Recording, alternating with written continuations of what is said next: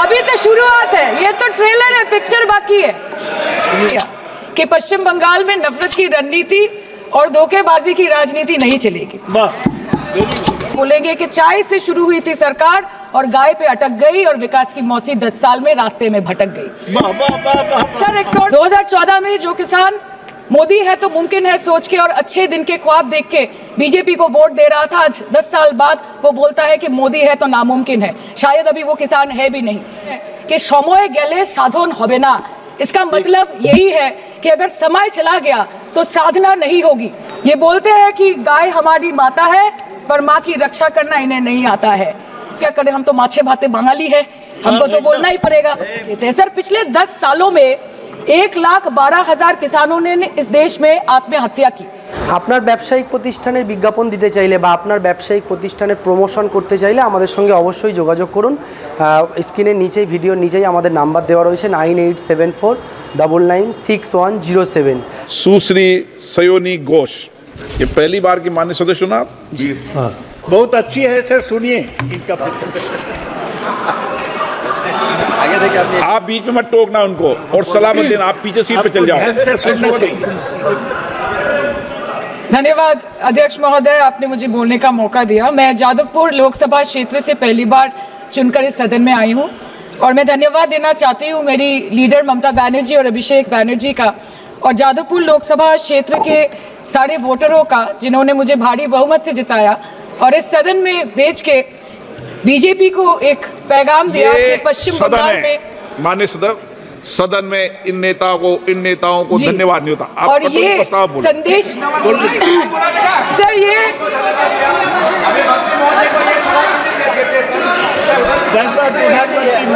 Sir okay sir, no problem sir.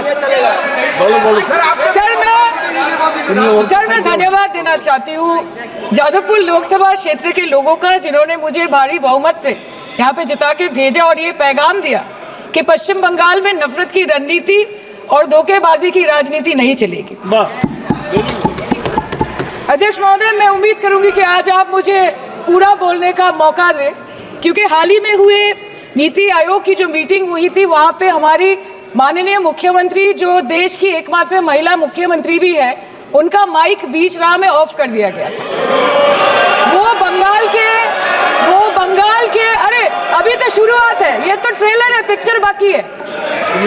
अध्यक्ष महोदय, मैं आपसे ये बोलना चाहती हूँ कि वो बंगाल के हक के लिए यहाँ पे सवाल उठाने आई थी, वो बंगाल के लोगों की बात रख रहे यहाँ पे आई थी, लेकिन उनका माइक ऑफ कर दिया गया। आपके माध्यम से मैं इस सदन में उपस्थित वहाँ जो बैठे हैं माननीय सदस्य, कोई भी नीति आयोग या कोई भी घटना को सर एक लाइन आपका डिलीट करेंगे। सर एक लाइन सर मैं यही बताना चाहती हूँ कि बंगाल के लोगों का गला घोटने का काम किया गया और उनकी आवाज को बंद करने का काम किया गया। आगे जाके बंगाल के लोग आपके पार्टी की माइक ऑफ कर देंगे, बस एक चुनाव बाकी, आप देख लीजिएगा।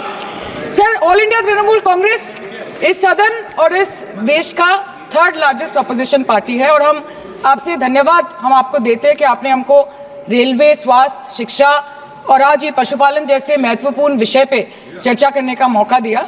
लेकिन तृणमूल कांग्रेस आगे जाके देश के हर महत्वपूर्ण मुद्दे पे बात करेगा, चाहे वो चीन का अनैतिक रूप से इस देश में प्रवेश हो या वो 700 से ऊपर आंदोलन जीवी किसानों की माननीय सदस्य, आप पहली बार बोल रही हैं, मैं आपको हस्तक्षेप नहीं करना चाहता, लेकिन जिस अनुदानों की मांगों पर चर्चा सर अभी आ रहे सर नीट के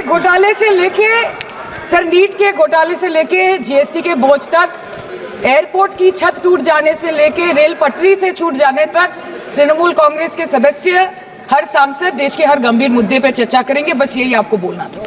respected sir, Mahamati Manush is the Magna Carta of the governance of West Bengal and our party, and I feel truly honored that today I've been given the opportunity to talk on a ministry which is intrinsic to the Mahamati Manush of the country.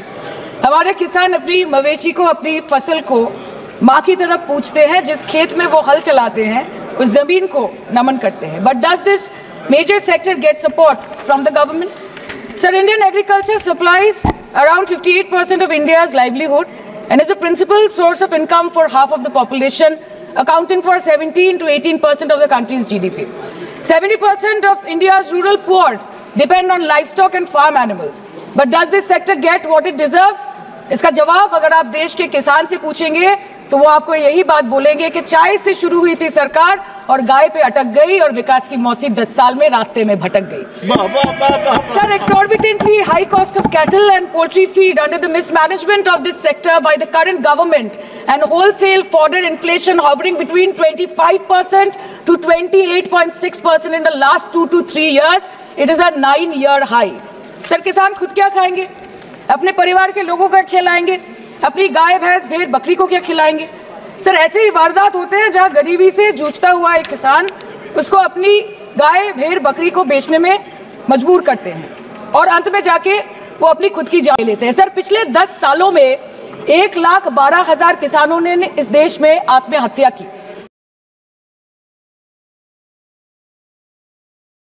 NCRB की एक report के अनुसार 10 साल में हर दिन इस देश में एवरेज में 30 किसान हर दिन अपनी जान ले लेते हैं। सर, इस देश के लोगों का यही है किस्सा कि जिसको जिताया वो राजा की तरह जाएगा और जिन्होंने जिताया वो फकीर की तरह। सर, ये बहुत गौरक्षा की भी बातें करते हैं। देश के लोगों को ये पता होना चाहिए that there is a fodder crisis in India and the union minister has himself stated in a written reply in Rajya Sabha that yes, the country is deficit in fodder. So it means that cows are dying without food in government-owned goshalas, especially the BJP-ruled state. 74,000 cattle had died at Panjrapols in Sundarnagar and Banaskantha district of Gujarat in the last 3 years.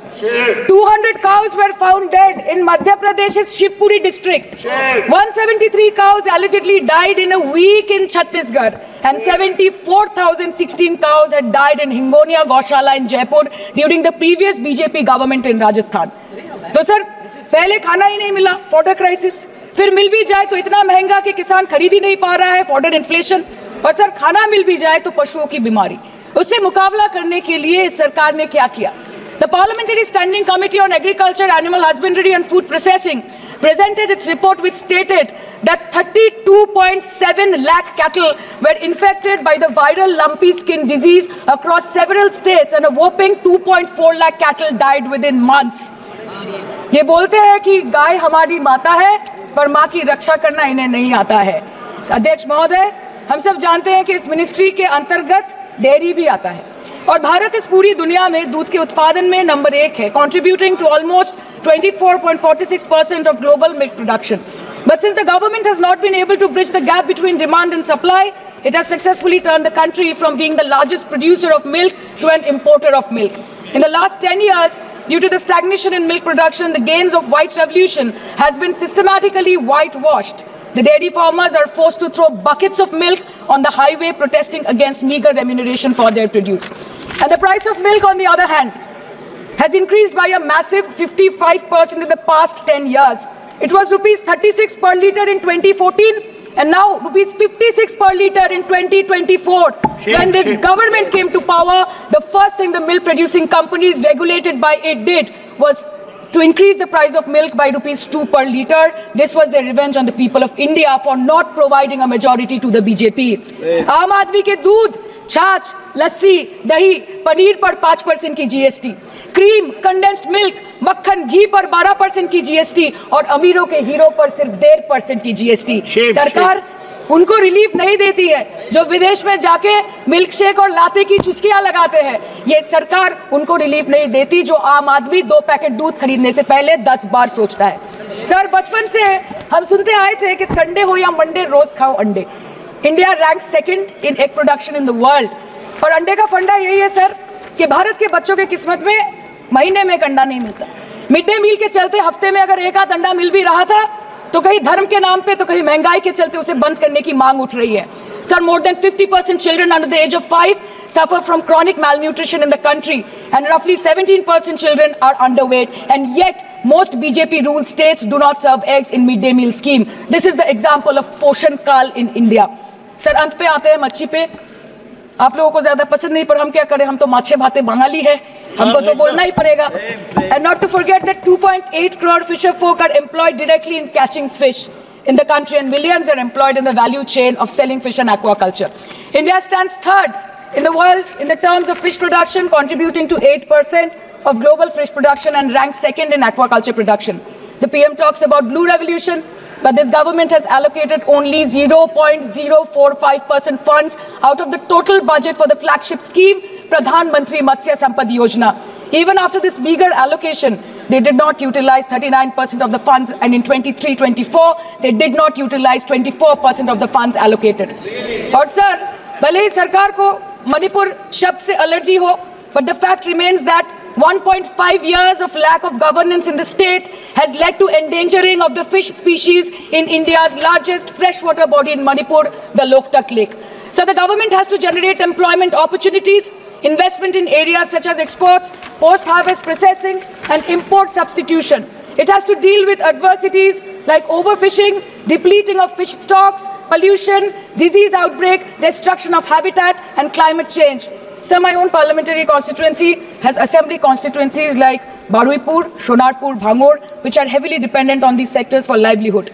Main crops grown are wheat, rice, vegetable, fruit, oilseed, pulses, cotton and jute, and animal husbandry is practiced mostly by women in the self-help groups in the South Chobbish Pargona. They rear a wide range of domestic animals, including cattle, poultry, goat, particularly the black Bengal goat and the Pekin duck. And I take extreme pride in saying that in the last 5 years of the TMC government, the CM Mamata Banerjee has allocated a massive amount of 76,680 crore to agriculture and its allied sectors for their development.